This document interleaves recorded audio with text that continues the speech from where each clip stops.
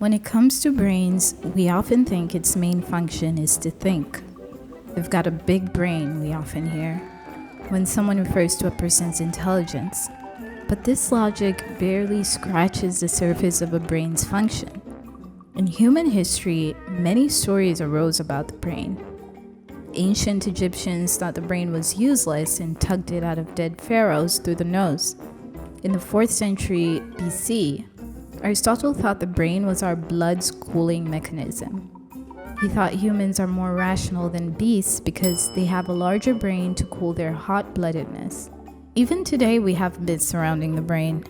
Many of us still believe the brain has 3 parts in an arrangement called the triune brain. 1 part for surviving, 1 for feeling, and 1 for thinking. We believe the thinking part of the brain is there to control our irrational, animalistic selves. In this video, we want to bust those myths and describe the remarkably exceptional organ that is our human brain. I know you're curious, so let's dive in. Long before our time, during the Cambrian period, competition over resources made Earth a very dangerous place. As years went by, creatures evolved to sense their surroundings for survival. This was done through body budgeting, where our bodies predict and prepare to meet our needs even before they came up.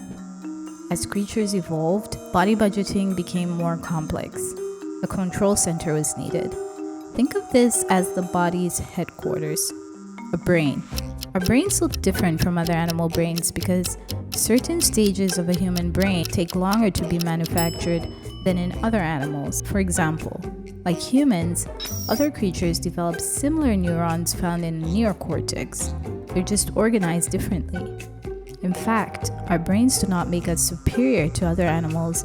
Other animals are just uniquely and effectively adapted to their environments, just like we are. Humans aren't special in terms of brain size either, making a big rational brain, well, a big myth. Size doesn't matter when it comes to brain rationality. If it did, then Earth would be run by elephants and whales. A big size does have its advantages though, but we'll talk more about that later. Human brains are what we call malleable. When we're born, our brains are not yet fully wired and take about 25 years to construct. As fully grown adults, our brains have about 86 billion neurons, which work as a big network stored in our big brain. Neurons send and receive signals which form connections. Throughout our lives, these connections increase and decrease, become strong and weak, in what scientists call plasticity. When we learn something new, it becomes encoded in our brains. We can then either tune our brain's neural connections by continuously learning, or prune them when we use them less, making them weak and they disappear. As we learn and take in our surroundings, our brains store experiences into memories. When we encounter a situation, the brain predicts what to do next. The answer becomes our experienced reality. An example of this is the Ivan Pavlov dog experiment. The 19th century physiologist who taught dogs to salivate when they heard a sound.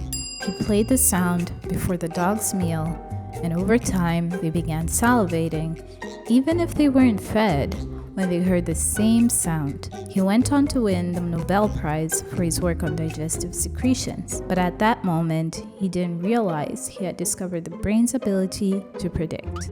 Ironically, our brains aren't wired to be correct all the time. A brain's primary function is to keep us alive. This is why a military veteran may duck at the start of a car, mistaking it for gunshots. But the good news is, we can learn new corrected experiences that can improve our brain's predictions. Lastly, our brains create our reality. Even if what we see is not practically real, our brains have the power to make it so. For example, social reality is when human beings agree a piece of paper with a couple of pictures and symbols on it will buy them something in exchange, or when a certain piece of land is defined as a town, a city, or a country. These things are not physically real, like water or food, but they are real to us, at least socially real. Social reality is unique in humans and is suspected to arise from our large brains and a unique set of abilities called the 5 C's: creativity, communication, copying, cooperation, and compression, which is the ability to summarize signals, reduce redundancy, and think abstractly. For example, what comes to mind when you saw those items? Yes, your brain immediately deduces this to mean a birthday celebration. The workings of the 5 Cs are a big part of what makes us create our own social reality and live a big part of our lives in a completely made-up world, a characteristic that is distinctly and uniquely human. Thanks for watching this brief lesson about your brain's superpowers. To learn more, we recommend reading 7.5 Lessons by Dr. Feldman. Don't forget to like and subscribe to see our next video.